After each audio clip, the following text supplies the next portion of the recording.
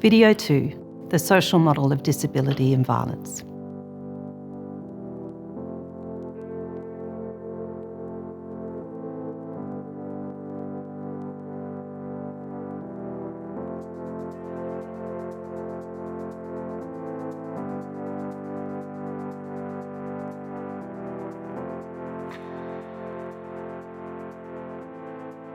Did you know in Australia about 20% of people have a disability?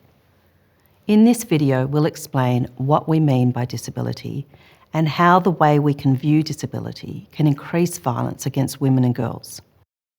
Defining disability.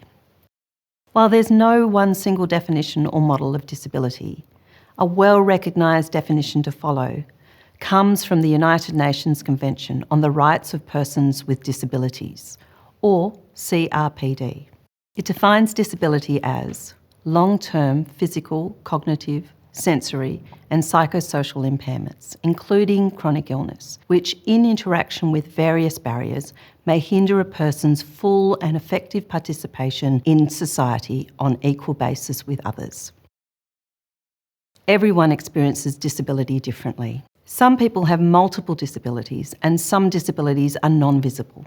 Did you know of the 4.4 million Australians living with disability, 90% are non-visible? People can also be wrongly diagnosed because of discriminatory tools and practices, shame, or other people just not understanding. Evidence shows women and girls with disabilities face more violence than men with disabilities or people without disabilities. This violence can happen more to those who face discrimination like racism or homophobia. The impacts of violence can also lead to people acquiring disabilities. The medical model versus social model of disability. How we think about disabilities changes how laws, systems and communities prevent or encourage violence. In Australia, the rules and plans for people with disabilities mostly follow the medical model of disability, which focuses on what someone can't do because of their impairment. This makes life harder for women and girls with disabilities, leading to issues like neglect, isolation, and even being forced to do things they don't want to do. They are seen as vulnerable people who need protection. In contrast, the social model of disability sees disability differently.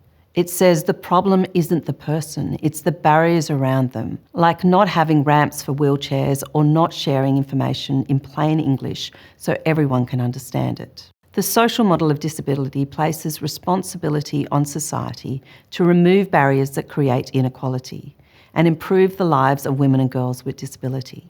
Everyone with disabilities should have the same rights and choices as everyone else and be able to make their own decisions. How the social model helps.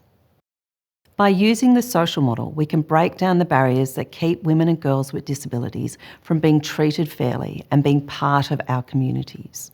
We can support prevention messages by widely sharing information about how to stop violence against women and girls with disabilities and making sure women and girls with disabilities can join in activities, access all parts of society and are included in decision making.